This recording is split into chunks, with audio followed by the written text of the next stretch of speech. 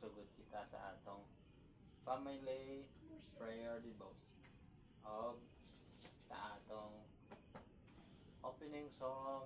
Yan ako si Maki Makmak.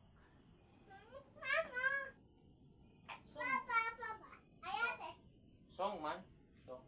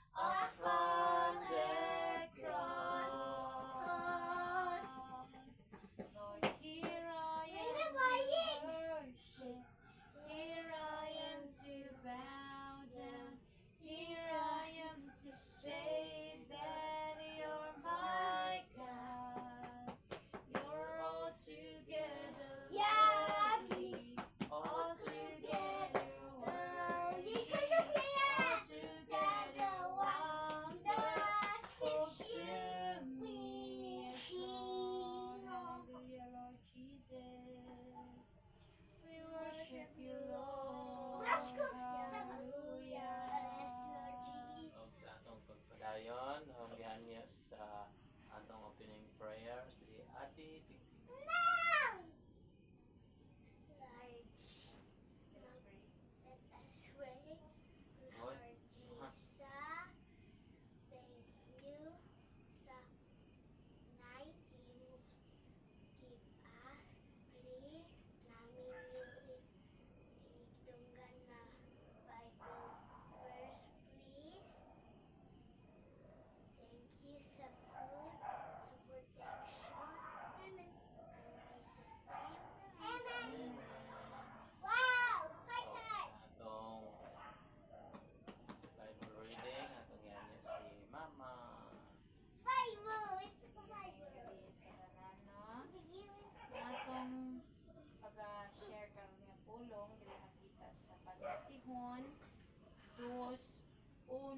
Hangtod sa 8. Naguluhan kini ang mga ganti sa kaalam. Anak, timan iyang gitudlo ko kanimo ug ayaw gayud kini kalimti. Pamatia o pagtulun-an nga maalamon og paningkamuti ang pagsabot ini.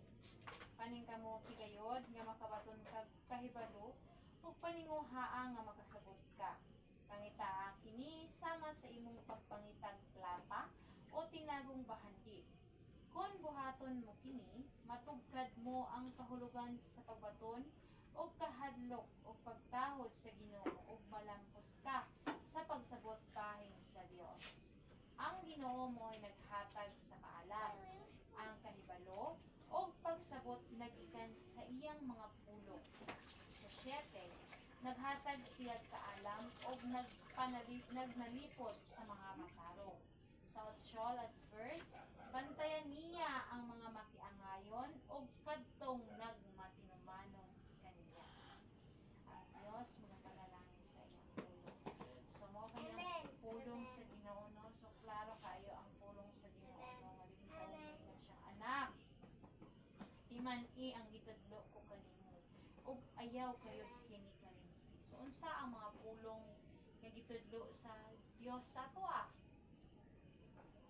usa nga mga pulong daw ang gitudlo sa Dios. Katong magmatinud-anon kita sa atong pagpangalagad, mag-ampo kita kanunay, musunod kita sa iyang mga lakang, o kinahanglan nga mahimo kitang matarong nga tawo, dili kita magkabadlong, o dili kung unsa si Jesus Christ, kung unsa ang iyang mga kinaiya, dapat kita paningkamutan nato, kita nga tao nga maong gihapon na or makita si Jesus Christ sa atong mga himo.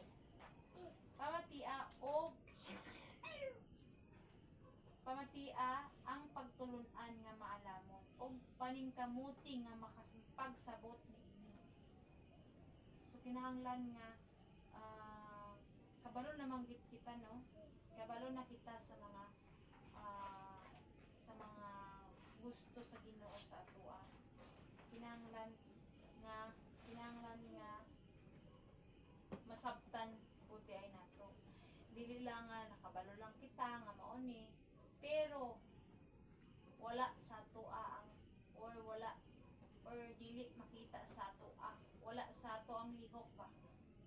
Kabalo kita nga mao ni bawal, kabalo kita nga sala ni, apan nagpadayon gihapon kita sa pagbuhat. So mao balik di ay ito nga mga buhat. So kinahanglan nga paningkamutan gayud nga makabaton kag kahibalo o paninguhaa nga makasabot ka. Paningkamuti gayud nga makabaton kag kahibalo. So kinahanglan nga nakahibalo naman gid kita sa mga kamatuoran, nakahibalo naman kita kay kita gabasa man gid kita og Bible. So mao nang pinaka-importante gyud nga kinahanglan nga magbasa ta og mga Biblia kay anaa dinhi ang pulong sa Dios, ang mga ipangsulti sa Dios. So kanang luoy lang gyud, no, ang mga tawo nga nang wala nakabasa or wala nakahibalo sa mga pulong sa Ginoo. Kay nagpadayon lang gihapon sila sa mga ng mga mali nga mga tinuuhan. So mo nang dapat nga kita as a Christian o kita nga nagpatinud-anon sa pagpangalagad, nagpasalamat kita kay ani ata karon natay prayer meeting, natay family devotion nga ginatawag, natay panahon gyud sa pagbasa sa Biblia, pagbasa sa pulong sa Ginoo. Luoy lang tong mga tawo nga naapaghihapon sa mga kangit-ngit, kung magbanding sila, naagyapon sila sa mga inom, naa sila sa mga bisihan, naa sila sa mga beer, sugal. So luoy lang tong mga tawo inato. So kita kung naaman sa ato ang pamilya nga inana kinahanglan nga ato yung panikamutan o iampo sa Ginoo nga kita mismo nakaisulti ta diha kanila. Dili man nato ni kita as a person, no, as a tawo, dili nato kaya apan kung bihugan kita sa Ginoo walay imposible sa Dios. Mao na kinahanglan nga iampo nato na sa Ginoo na makasulti ta sa mga tawo nga wala pa nakasabot hangtod karon. So kita, we are blessed nga niata karon nga nagtapok ta na ata diri nag-prayer meeting, na diri nag-family devotions, wala sa ato ang karon ang pag-inom, pag-inom, wala ta diri sa kahilayan, sa mahigit, kundi na ato diri sa pagbasa, sa pag-preach sa gospel sa pangita kini sama sa imong pagpangitag plata o tinagong bahagi. So ang pulong sa Ginoo kinahanglan gid nato nga pangitaong gid nato sa atong hunahuna o sa atong kasing-kasing, sama sa atong pagpaningkamot ba, sama sa atong pagpaningkamot nga makaunta, sama sa atong pagpaningkamot nga makakabot nato ang mga tawhanon nga mga bahandi. Mao di ay gihapon na dapat ang atong pagpaningkamot nga pangitaon nato si Jesus Christ sa ato dili lang nga nakaila lang ta sa iya, kinahanglan nga ipakita gyud nato si Jesus Christ sa ato ang, or for example ako, o unsay makita nila sa ako, unsay komento nila sa ako, dapat is positive gyud, no? Kay kita nakabalo ay ko naman kita, gustuhan naman kita, dugay naman ta nga nanangalagad sa Ginoo. So kinahanglan nga ang feedback sa mga tao sa ato is maayo. Okay? Mao man na ang mao ka na ang mga wala mga tawag sa basihan.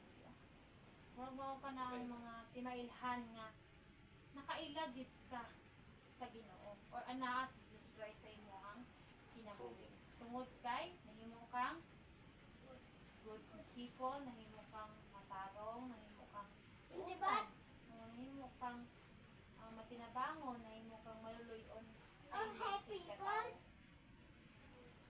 Kung buhaton mo kini, matungkad mo ang kahulugan sa pagbatid o paghadlok o pagtawad sa Ginoo o malampos ka sa pagsabot dahil sa Dios. So anak, kung anaa sa atoa ang mga pulong sa Dios, kung ata sa atoa gipatisok nato sa panghunahunaw kasing-kasing, mahadlok kita pagbuhat og mga daotan.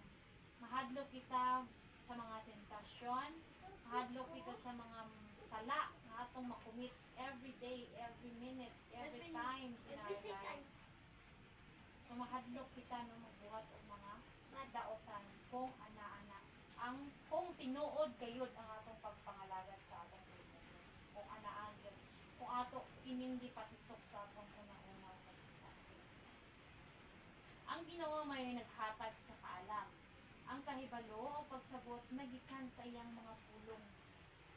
So ang kahibalo daw kuno pagsabot naa sa mga pulong sa Ginoo. So kung nakahibalo ka o nakasabot ka, kinahanglan nga nakabalo pud ka sa mga pulong sa Ginoo. Naghatag siya kaalam og nagnalipod sa mga matarong. Naghatag siya kaalam og nagnalipod sa mga matarong.